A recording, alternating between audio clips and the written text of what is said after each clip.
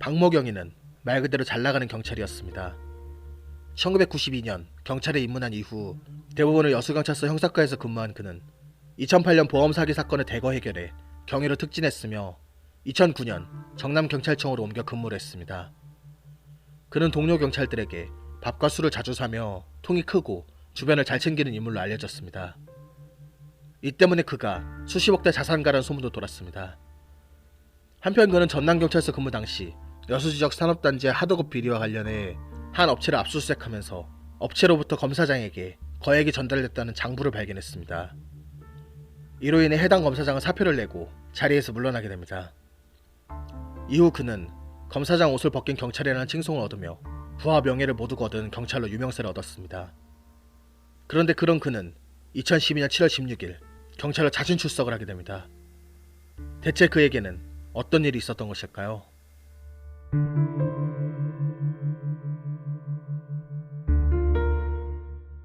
박경희는 경찰로 자진 출석한 바로 다음날 구속되었습니다.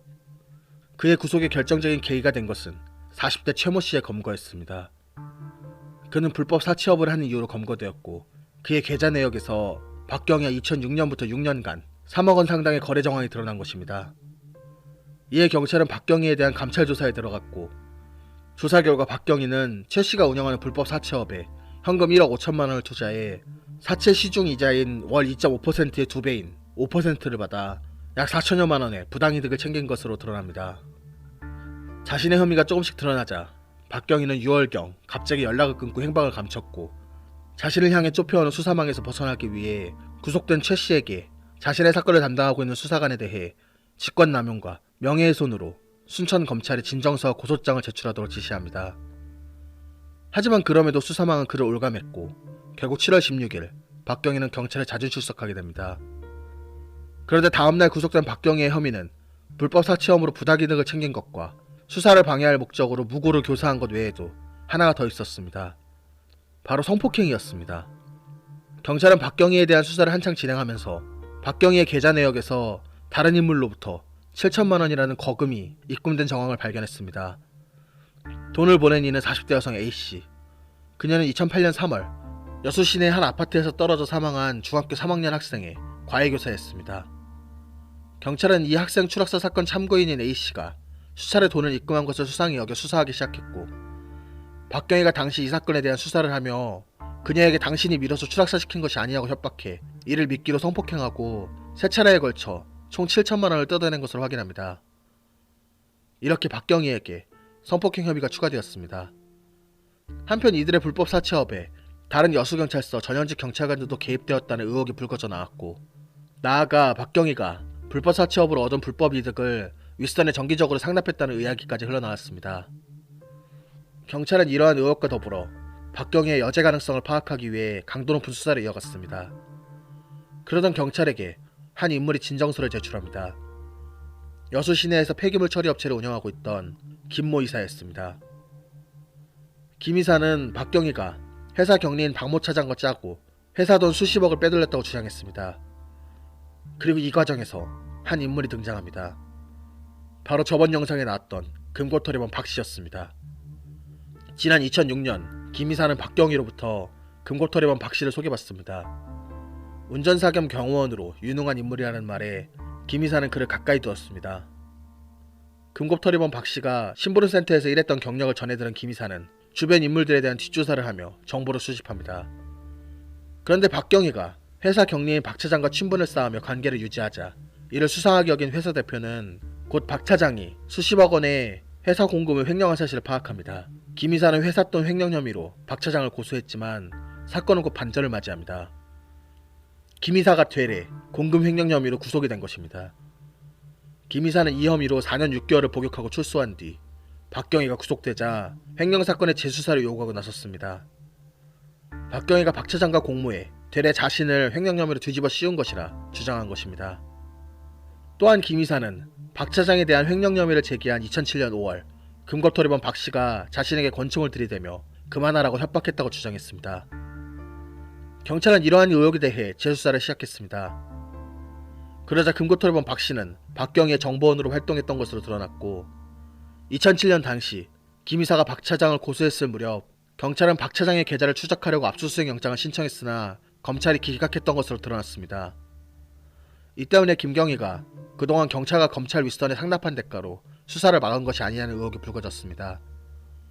더욱 이상했던 것은 2007년 11월 김 이사의 재판에 증인으로 출석할 예정이었던 폐기물업체 간부 박모 이사가 사무실에서 목을 맨 채 발견된 것입니다. 그는 회사 돈 횡령을 둘러싼 진실을 가장 잘 아는 인물이었고 사망 전 수첩에 진실은 밝혀질 것이라는 외모를 남긴 것으로 드러나면서 여러 해석이 엇갈렸습니다. 그런데 공교롭게도 박 이사가 사망한 채 발견되기 전날 이 회사 CCTV가 작동하지 않아 박 이사의 사망에 대해 많은 의혹이 불거졌습니다. 한편 박경희와 박 차장 사이의 금전거래 내역을 확인한 결과 박 차장에게서 박경희로 흘러간 거액의 돈을 확인합니다. 이 돈의 출처에 대해 수사하던 경찰은 또 다른 사건과 맞이하게 됩니다. 이 돈은 박 차장의 애인이었던 양모 씨의 사망보험금의 일부였습니다. 그런데 이 양 씨의 사망에 관해서 양 씨의 가족은 의혹을 제기합니다. 박 차장은 2006년 양 씨의 이름으로 거액의 생명보험을 가입했고 불과 3개월 뒤인 2006년 9월 양 씨가 여수 신항에서 익사체로 발견됩니다. 당시 양 씨의 부인은 이 사건이 해양경찰에 관할 사건임에도 굳이 박경희가 자신을 파출소로 불러 조사했다고 진술합니다. 또한 박 차장은 당시 해경조사에서 양 씨가 몸집이 커 살해됐을 가능성은 없으며 술 때문에 실족사한 것으로 보인다고 진술했습니다. 결국 여수해양경찰서는 양 씨가 술에 취해 실족사한 것으로 결론지었습니다. 그런데 3개월 전 양 씨 이름으로 가입된 사망보험금 2억 원의 수령자는 부인이 아니라 동거녀인 박 차장이었고 부인은 이러한 보험 가입 사실조차 모르던 상황이었습니다. 그리고 이 보험금 가운데 절반이 1억 원이 박경희의 계좌로 들어간 것입니다. 지금까지의 이야기들을 좀 정리할 필요가 있습니다.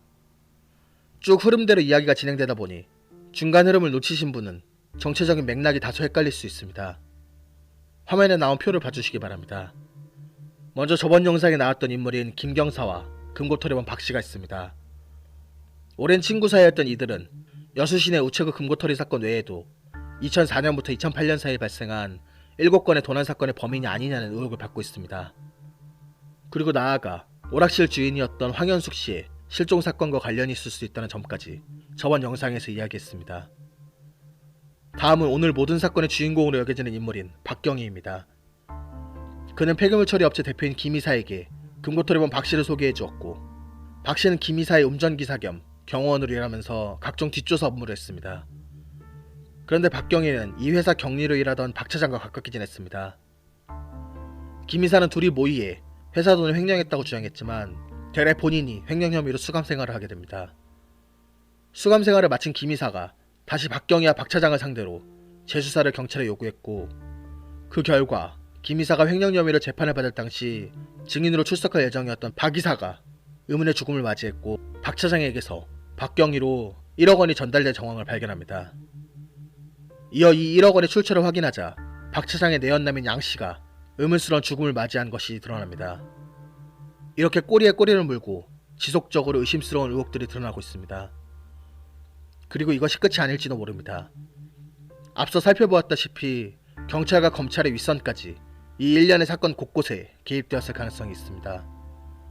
김경사와 금고털이범 박씨 그리고 박경희까지 이들이 관련된 사건은 수사가 무마되거나 아예 이루어지지 않은 사건들이 많습니다.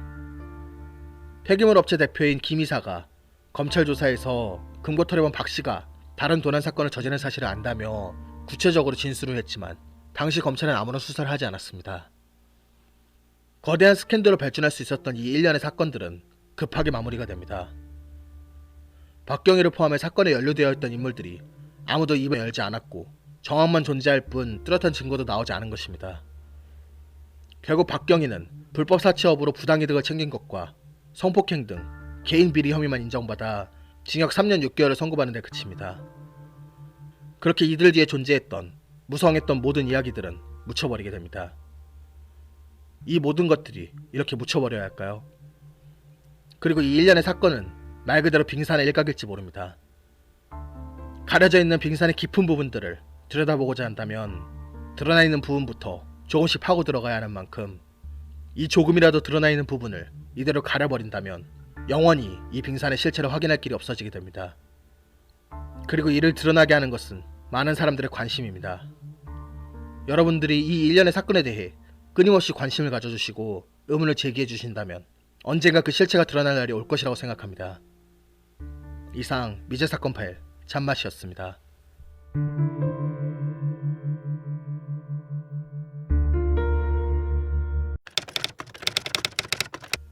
박경희에 대한 의혹은 앞서 이야기한 것이 전부가 아닙니다.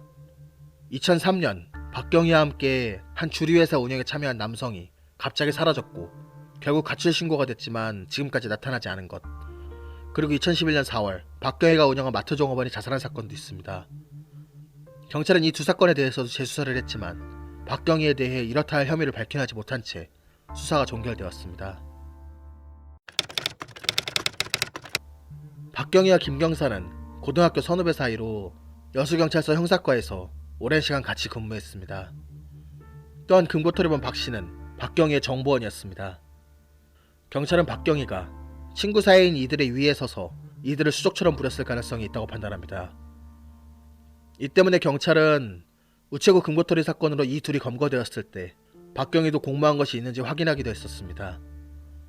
이들 세 사람이 비록 직접적인 범행 모의는 하진 않았더라도 이전부터 수시로 다양한 정보를 주고받으며 긴밀한 관계를 유지했을 것으로 보입니다.